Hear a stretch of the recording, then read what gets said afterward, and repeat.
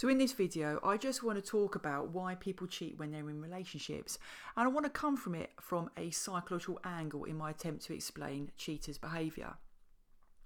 Now for me, there are two factors that influence whether somebody's going to cheat or not.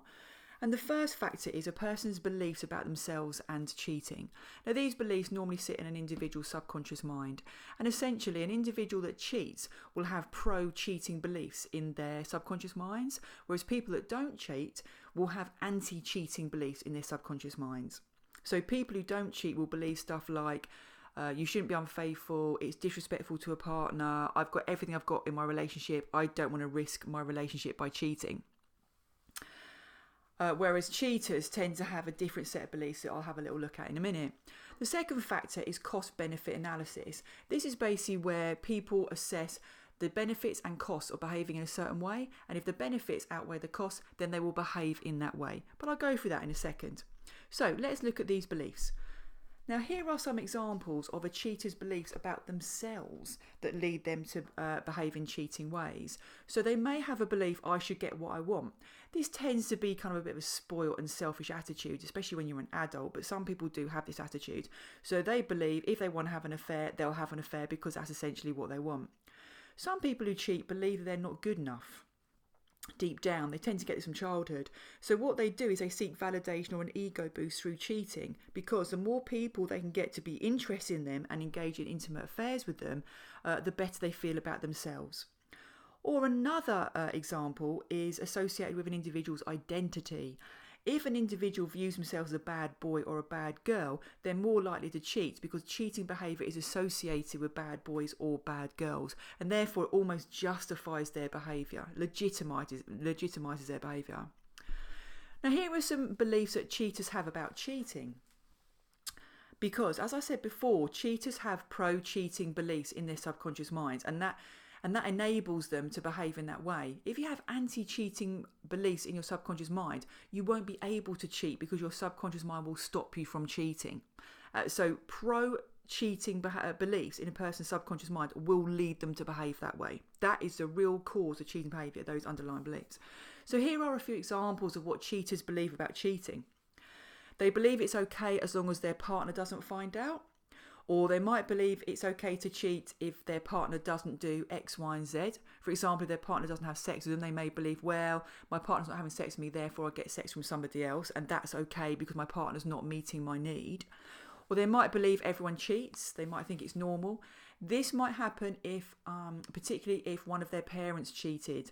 They've seen it when they're a child, and that has formed their relationship template from a young age where they think that cheating is normal. Some believe that it's separate from their life, so they have two distinct lives. They can compartmentalise their lives, and they just don't see them as one. They just see them as two separate lives. They have their partner at home, and they have the person having an affair with. Or they might believe it's okay to cheat in certain circumstances. For example, on a business trip or abroad, or when they're at a party, a stag or hen party. Or when they're on holiday, if they go on holiday away from their partner. Now, it's okay to cheat in certain circumstances, combined with it's okay to cheat on my partner as long as they don't find out, is a bit of a lethal combination. It's those two in particular that will lead to cheating behaviour. Now I want to move on to the second part, the second factor, which is basically cost-benefit analysis. So as I said before, whenever we do anything, whenever we make a decision, we always do cost-benefit analysis. And it's essentially, we do this like 100 times a day, every time we make a decision. Sometimes we do cost-benefit analysis so quickly we don't even realise that we've actually done it. But here are the psychological benefit, the basics that underlie the cost-benefit analysis. Is generally speaking, people seek pleasure and comfort, benefits, and they avoid pain, i.e. costs. So as I said, when making any decision, people essentially do cost benefit analysis, and people will take action only when the benefits, according to them, outweigh the costs. So here are some so-called benefits of cheating. Some people find it exciting. Some cheaters feel wanted as a result. They get validation and approval. It gives them an ego boost, and that's a buzz. It gives them affection. If they're looking for affection, they may feel respected by the person that they're having an affair with, or they may just be looking for sex, which many people feel exciting. So you've got kind of like a combination of the two there. Now on the other side, you've got some costs of cheating. So some people feel guilty. There may be a financial cost in terms of paying for hotels or restaurants. And there is also the stress of sneaking around. Now, with regards to costs and benefits, some people who cheat will only view them as benefits, will only see benefits of cheating, won't actually see the cost of cheating, won't even believe there's some cost of cheating. But those individuals that are kind of umming and ahhing may reduce the impact of the cost of cheating by rationalising certain things in the head. So, for example, if an individual feels guilty about having an affair, but they want the benefits of an affair, they may rationalise it away by thinking, well, if my partner did X, Y, and Z, then I wouldn't be having an affair, so therefore it's okay for me to have an affair and I don't need to feel guilty. It's kind of like it's blaming your partner, essentially. That's what they do. But that's how some people will reduce the impact of feeling guilty, so they can actually move forward and have an affair.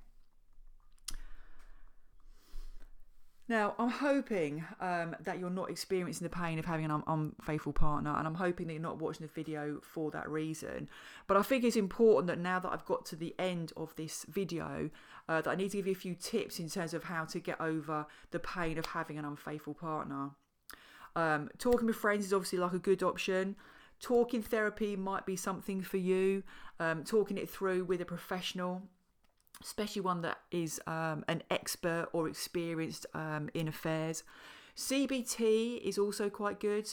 That stands for cognitive behavioural therapy, and also EFT that I tend to use. I'm a real fan of it, called Emotional Freedom Technique, also known as tapping, is another way that you can reduce pain associated with any situation, but in particular if you are experiencing an unfaithful partner. So I really hope that you're not, but if you are, then please seek the help that you need to make yourself feel better. But moving on a lighter note, I've created the 40-Day Happiness Project. If you want a copy of that, it's a download. Just pop over to my website, thehappinessmermaid.com. What I've also done is I've created a few toolkits, the dating toolkit, the relationship toolkit, and the breakup recovery toolkit. I've also created a 28-day challenge for each of them. So therefore, you've got like certain actions you can take on each of those days to move you forward. And again, if you want a copy of any of those, just pop over to my website, thehappinessmermaid.com. Well, I hope that you've enjoyed this video. I hope it's been informative. But until next time, see ya.